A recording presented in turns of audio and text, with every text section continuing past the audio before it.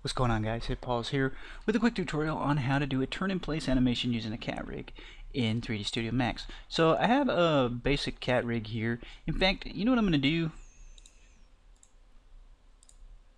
We just do a new one. Pick a base human here. And make him about the same size. I think I had him at 0.75. Okay, I'm going to make sure that he's at 0, 0, 0. Okay, rotation. I'm not going to zero that out. However, using angle snap here, I'm going to rotate him so that he's facing positive in the X because I'm concerned with the Unreal Engine. Okay, so here we have our basic cat rig right now. Now we're going to do a turn in place. Now the thing is you might think, hey, I can just rotate this for my animation. That isn't going to work, and it's very simple. The reason is because when you go into animation mode, it doesn't do anything anymore. It's not a controller, so we don't use that. We can, however, use the motion extraction node. However, the motion extraction node gets real strange when you try to, say, auto key this thing. Go, oh, that seemed to work, but look what happens when I get to about 90 and I go past it. Watch. It just totally spazzes out, and you can kind of counter that by not rotating it all the way 90 and then coming to like 45, and then it actually works. But notice how the feet are getting closer here. The reason that that's actually happening is because the feet are taking a linear path. This thing, you'll notice that like there's no, even if I get rid of the keyframes and stuff, there's nothing happen. What I actually did was I caused keyframes to get placed down here. So I caused a keyframe in this position and this position, which now takes a linear path, which doesn't look good at all. So what we're gonna do, and the reason for, part of the reason for this is because this thing is kind of not supposed to be keyframed. However, there's a little button over here called Allow Keyframing that may or may not help us out. So what we'll do is let's just ditch that layer. We'll throw in another one so that we can come back, and we'll click this guy and we'll allow keyframing. We'll put a keyframe here, and you can see that already something real weird happened, right? So what happens if we move that back to 0, 0, 0? Weird. And then you come here and you're like, okay, so this is weird, right? So I'm going to dump that layer. Let's get rid of the motion extraction node in the beginning. We got to click on our hub here. We'll turn that off. Okay, it actually deletes it, by the way, when you do that. And then we will come back here to add in our new layer.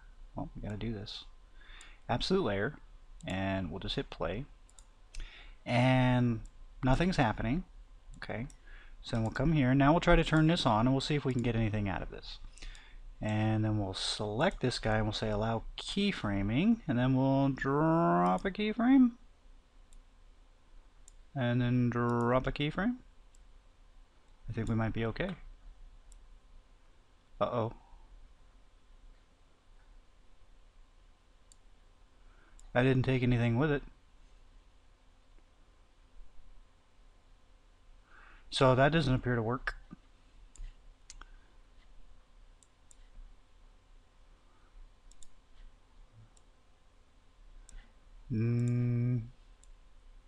Yeah, so that doesn't seem to work either. So what we're going to do is we're going to do the normal regular method of doing this, which is going to be get rid of that,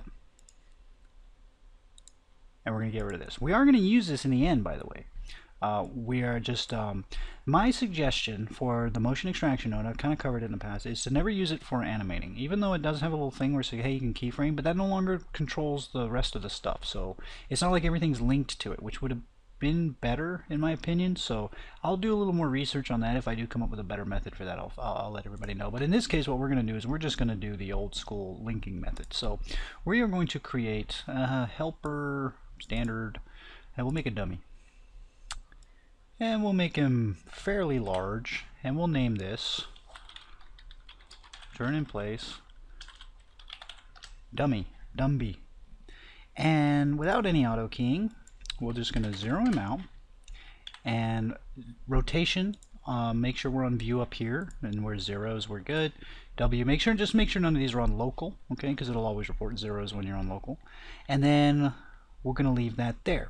Okay, now you might ask, hey, why aren't you just like rotating this 90 degrees, you know, and this at the same time, you know, to get them to. You notice it won't let me do them at the same time, right? Also, I can't do all of these at the same time. They'll just turn in their own place. Okay, so we need a master controller.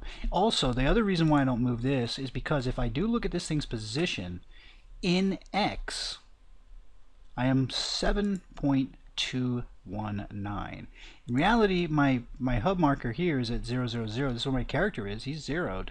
But if we look here, I'm way forward is 7 units. So if I were to rotate this from that point, I am now 7 units to the side this direction, right? So I'm way behind here. So I'm not rotating around this point. That's the thing. I won't land in the same exact position, just turn 90 degrees.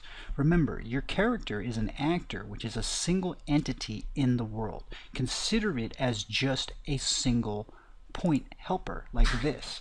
That's your actor, okay? So when the actor rotates, it's going to do it from this central point. So when it's done rotating, it's going to look exactly the same. I actually just undid the rotation. Did you notice? No, because it'll look exactly the same. It's just going to be spun this way. We need to make sure that happens here.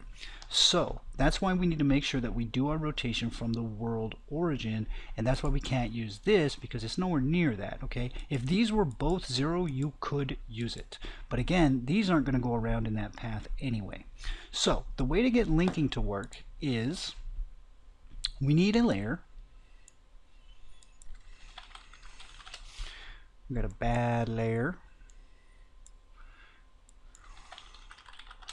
Bad local. And then we're going to say my good layer. Now the reason I added these two layers is just so that you can see how this is going to work and how it's going to look if you've done other stuff. So what we do, come here, we're on my good layer. It's an absolute layer, okay? This is going to be what we're going to grab. And when we go to assign controller over here, you'll notice that this is actually the button that we're looking for, assign controller, but nothing's working. If we drop down layer transform, you'll see that my layers are now here. Now you can't expand this because it's gonna just give you a third column. It's useless. But you can drive this over a little bit. You can actually grab and move it over if you really need to read. But essentially what you're looking for is right here is the names of the layers. And you can see I got them all here, and that's why I added the extra ones. So once you click this, because I'm on this layer, you'll see that this becomes active. Now if I try to click this one, it's dead because I'm not on this layer. But if I am on that layer, it's now active. So as long as these two match up, your controller will be active. When you click on that, you can now pick the link constraint. So we'll hit OK. All right, we're on frame 0. This is important because this does do it at the start time, and the start time will be reflected on where you are on the slider. So be at frame 0, add link, and we're going to pick the dummy, turn in place dummy. Now remember, add link stayed turned on, so if I click on something else on accident, it's going to replace that. Okay, so it's going to keep clicking on shit. So if you find that all of a sudden your character starts spazzing out, and check this, make sure this didn't get changed, and make sure this gets shut off by clicking it again. And here's the thing, we can do the feet as well, but we technically don't need to. Now a turn in place animation only needs technically to turn the character 90 degrees. Or less, to be honest with you. It doesn't even really, it just needs to turn at a clean rate and keep a clean animation and hit a clean loop point to return to the exact same position. That's the main point. But I'm going to do a 20 frame 90 degree turn because, hey, so all I got to do is take this and rotate it by animating it now. The pelvis will go along with it, but nothing else. Okay. Now, this doesn't do me any good for the feet, but this is perfect for the rest of the body. This is exactly how the character will turn in the engine. Okay. What we need to do is we need to animate against that. So what I'm actually going to do is I'm going to give these guys the link constraint in the beginning, and then we're going to use some max trickery because it's just faster and better. Okay, so this one My good layer. Where are my controllers? Ah, I gotta drop that down. There we go. My good layer. Boom. Link constraint. Okay. Add link. Click the box. And then turn add link off. Okay. And we're gonna click over here. We're gonna do the same thing.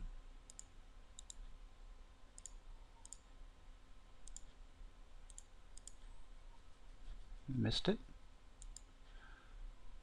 Okay, so now everything goes with it, and now we know exactly where we're going to land. So essentially, I'll just make sure I keyframe there, and I'll make sure that these are all locked in right there. And the only thing I'm really worried about right now is the feet. You guys can do whatever you want to the upper body. That's really not important. It should be close to idle, or you could do some stuff like you could make him twist a little bit if you wanted to. That's up to you. In my case, I'm not going to do that. You could do him like RoboCop, where his upper body turns first. That'd be pretty funny. Okay, so here's what we're going to do. We're going to cheat, and we're going to use max to our benefit.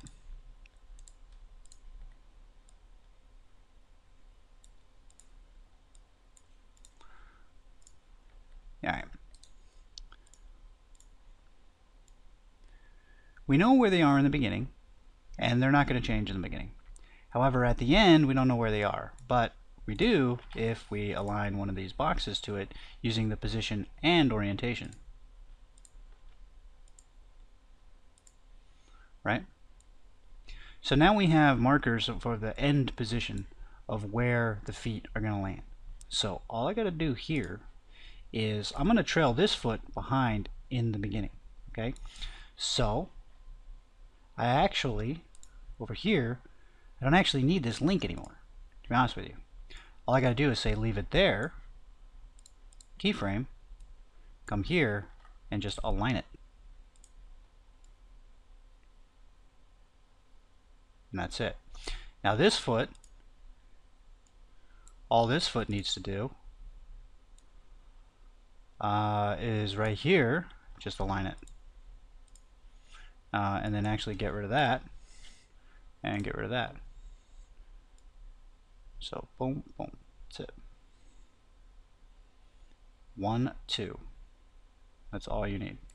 Now in the turn point, when it turns, you can obviously, if you want to, lift the foot up a little bit, and this one would do that here.